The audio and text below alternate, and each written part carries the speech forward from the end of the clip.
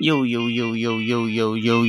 guys, welcome back to my channel at puli na naman tayo nagbabalik dito sa malupitan game at digmaan dito sa Manok na Pula. At kung bago pa rin tayo mag-umpisa mga pre, huwag niyo kalimutan mag-like, subscribe, huwag niyo na rin kalimutan bitutin yung notification bell at all para hindi ulit sa akin malupitan video dito sa Manok na Pula. At ako nga pala si Ryan Gamer, naman hinihintay natin mga pre. Let's go.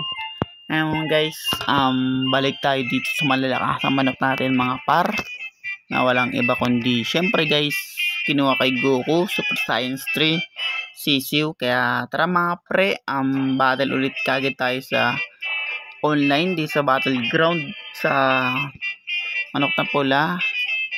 At yung mga bago dyan guys na nanonood sa akin, wag mo kalimutan mag-like, subscribe. Wag din kalimutan bitutin yung notification bell at all para hindi uli sa akin malupitan video dito guys sa Manok na Pula. Ako nga pala si Ryan Gamer.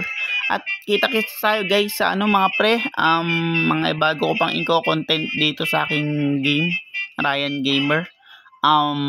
Kita-kits pa tayo guys, dahil hindi lang ito ang makikita yung laro sa akin guys, dahil kahit anong laro ang pwede kong ipatok dito.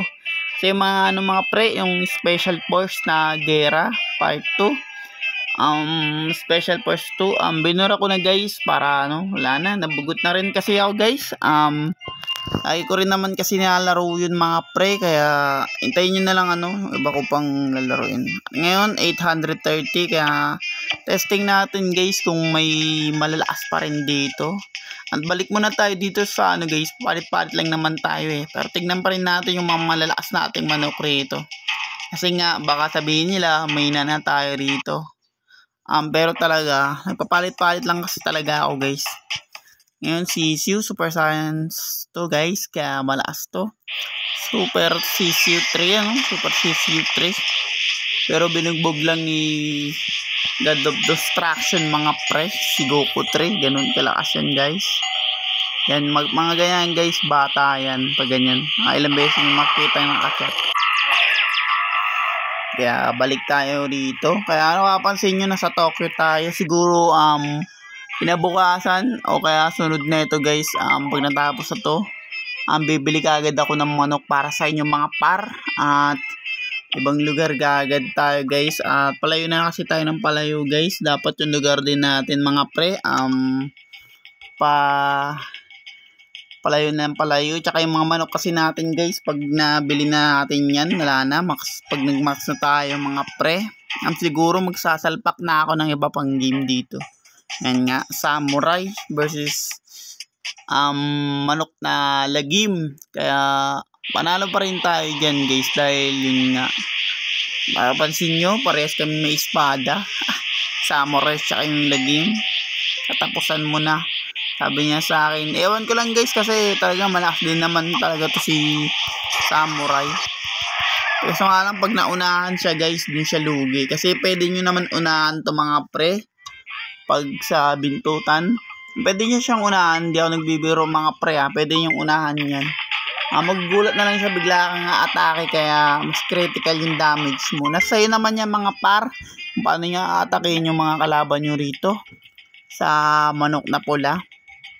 Sa inyo naman yan, niebe.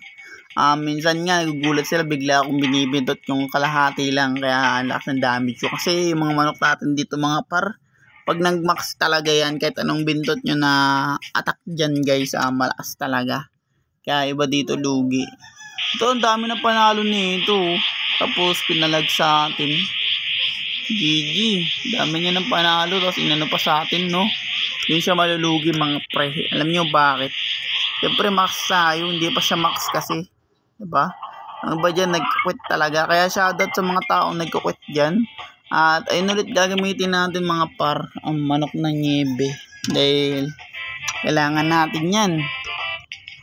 Kailangan natin siya ilaban talaga. Yung ayoko kasi yung di lumalaban ng patas, yung bigla siya nag-quit. Ang pangit nun.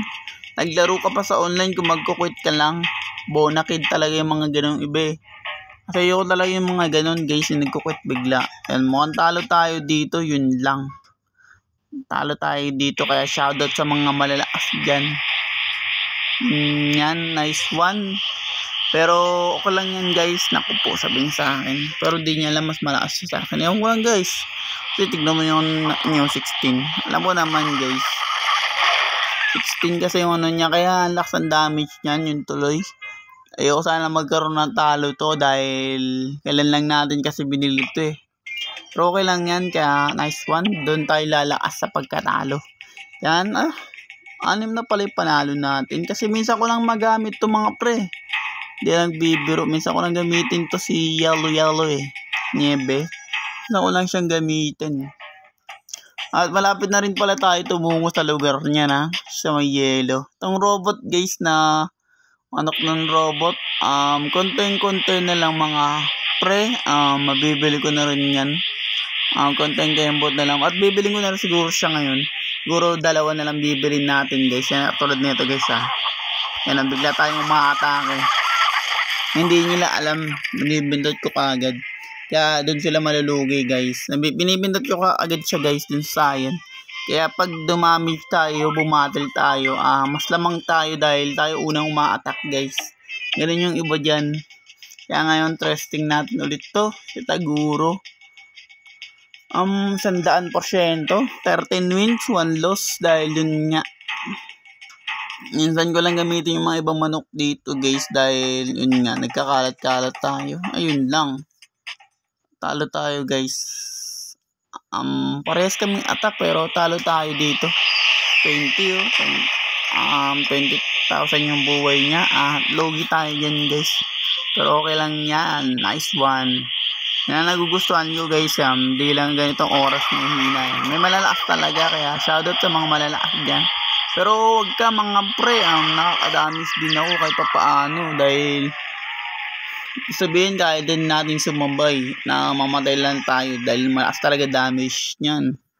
Nakakadamage pa rin tayo dun no, kahit alam natin mas malakas sa atin pero yun ang gusto ko, siguro nakabalance yun mga yun na gagawin natin guys. Yan siya ulit ang manok natin para tignan natin kung gaano talaga kalakas yung mga ibang fighter dito. May malalakas talagang fighter. Minsan nilalaban tayo sa mga mahina talaga. Yung talagang alam mong walang kwentang kalaban, nilalaban pa tayo dyan. Mas makikita naman kasi talaga yan guys yan. Tulad nyan. Nasaan naman to VIP rin yan guys. Si Pain. Pero siyempre Taguro to guys. Tignan natin kung kaya niya ako patayin. Pero parang panalo pa rin siya eh. Diba? Yung damage kasi nito ni Taguro, damage. Sorry guys, yung ano niya, depensa niya, makunat-kunat na rin. Ilang beses ko na kasi napapatayan si Pain dito sa offline. Pag minsan naglalaro ako, minsan naglilibang lang ako sa YouTube. Ito guys, ang pink Squid Game, manok. May barrel siya dito, no? Galing din eh. Yan ang kinagandaan dito, Squid Game, manok yan Hays. Shoutout na lang sa kanya guys. Dahil tignan mo, pag maganda yung mga manok na gamit natin, mga binibili natin, mga par. Ang binibigay sa atin, walang kwentang kalaban. O kung bakit. Testing ko naman talaga, yung lakas nila talaga. Katulad nun, testing ko malalakas. Pero pag nagpapalit tayo, binibigyan tayo walang kwenta. Kaya nanahalimang manok natin Kasi nga, ako dito, halo-halo na yung aking manok dito guys. Pag nananalo talaga. Ayoko kasi ng isang lang. 2 beses ko iba-vlog. Ayoko nun, parang nababaduyan na ako Gusto ko talaga guys yung yung lahat sila ma-testing natin. Doon natin malalaman kung malalakas talaga sila. Ito ni Evo Coloco. Shoutout sa kanya dahil sa kanya ako guys. Nahanga ako sa kanyang mga content at vlog. Tsaka sa manok na pula, sa kanya ako na kaya kung napapansin nyo guys, binlog ko to. Idol ko kasi yung si Evo Coloco at magaling siya mag-vlog. Napanood ko mga horror niya. Tsaka sa unang pinapanood ko sa kanya guys talaga itong talo tayo at nice one. Itong manok na pula. At yun nga guys, kung bago pa lang tayo matapos dito, sa malupitan game na manok na pula mga pre. Huwag nyo kalimutan mag-like, subscribe. Huwag nyo na rin kalimutan bitutin yung notification bell all para hindi ulit sa malupitan video rito sa manok na pula guys. Ako nga pala si Ryan Gamer. Kita-kits tayo sa mga ibang lugar at malulupit na manok natin guys, and peace out.